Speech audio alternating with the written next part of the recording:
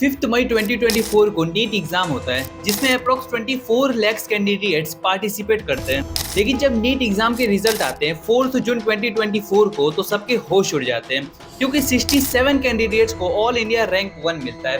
6 ऐसे कैंडिडेट्स जो कि एक ही स्टेट के एक ही सेंटर से बिलोंग करते हैं। How is this possible? इतना तो समझ में आ रहा है, लेकिन इसके बाद जो रैंक में आते हैं उनको 718 और 719 नंबर कैसे?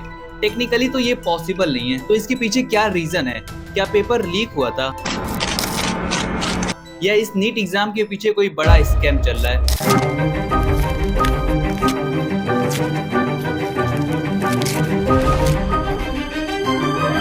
जिन कैंडिडेट्स ने 5 मई 2024 को नीट एग्जाम दे दिया था, अब वो वेट कर रहे थे 14 जून 2024 का, जिस दिन नीट एग्जाम के रिजल्ट रिलीज होने वाले थे। लेकिन इसके 10 दिन पहले ही 4 जून 2024 को नीट एग्जाम के रिजल्ट रिलीज हो जाते हैं, जिस दिन लोकसभा इलेक्शन के रिजल्ट रिलीज होने वाले थे। इस पे नेशनल टेस्टिंग एजेंसी वालों से पूछा गया कि रिजल्ट को 10 दिन पहले रिलीज करने का क्या मतलब है, तो उस पर उन्होंने कुछ जवाब नहीं दिया। तो चलो लोगों ने इस चीज को इग्नोर किया, लेकिन जब लोगों ने रिजल्ट देखा तो उनके होश उड़ गए क्योंकि 67 कैंडिडेट्स को ऑल इंडिया रैंक 1 मिला था।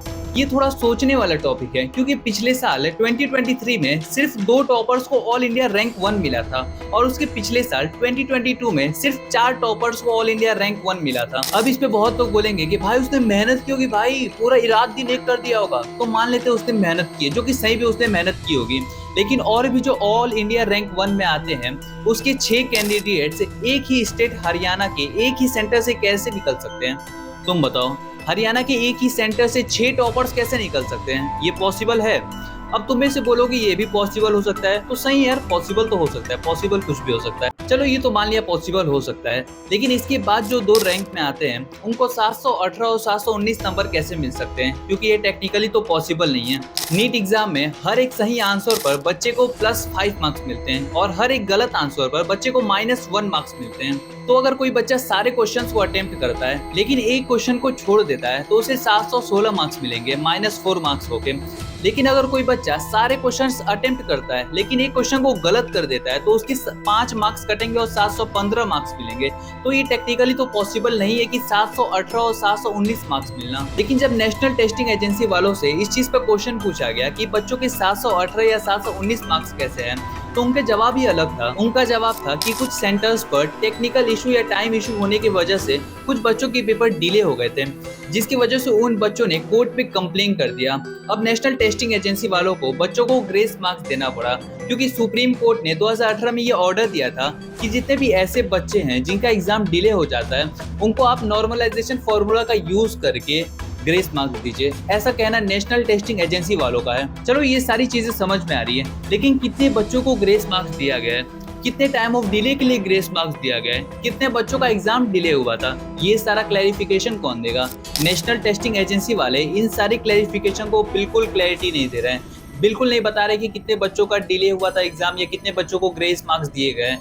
बस बताया जा रहा है कि ग्रेस मार्क्स दिए गए हैं, लेकिन कोई क्लैरिफिकेशन के साथ नहीं बताया जा रहा है। इतना सब देखने के बाद तो यही लग रहा है कि पेपर लीक हो चुका है।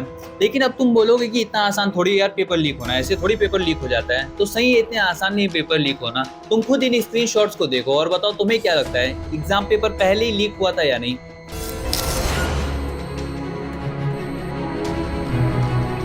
इन स्क्रीनशॉट को देखने के बाद साफ साफ पता चल जाएगा कि एग्जाम पेपर पहले ही लीक हो चुका है, क्योंकि इन स्क्रीनशॉट्स में तुम खुद देख सकते हो कि कोई बंदा है क्वेश्चन पेपर देने का दावा कर रहा है कुछ पैसों में। जब से नीट एग्जाम का रिजल्ट रिलीज हुआ है तब से बहुत सारे नीट कैंडिडेट्स रोड पर रैली कर रहे हैं, उन्हें वापस नीट एग्जाम देना है, उनको इंसाफ चाहिए।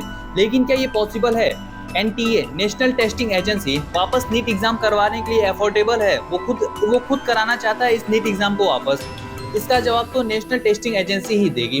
लेकिन बहुत सारे बच्चों ने, बहुत सारे लोगों ने #रीनीट, #रीकंडक्ट, #रीनीट 2024 ऐसे हैशटैग लगाना शुरू कर दिए हैं। अगर ऐसे ही ये चीज चलता रहा तो हो सकता है नीट वापस हो। आई एम नॉट श्योर, लेकिन हो सकता है कि नीट वापस हो, क्योंकि ऐसा अभी ऑफिशियली कोई मैसेज नहीं आया कि नीट एग्जाम वापस होने वाला है।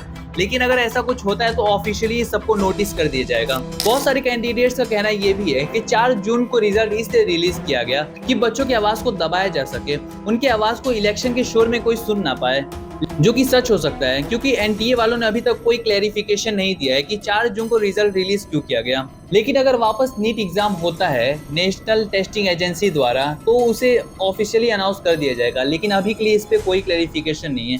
एंड अगर तुम्हें वीडियो इन्फॉर्मेटिव लगी हो तो वीडियो को लाइक कर देना। मिलते हैं नेक्स्ट वीडियो में।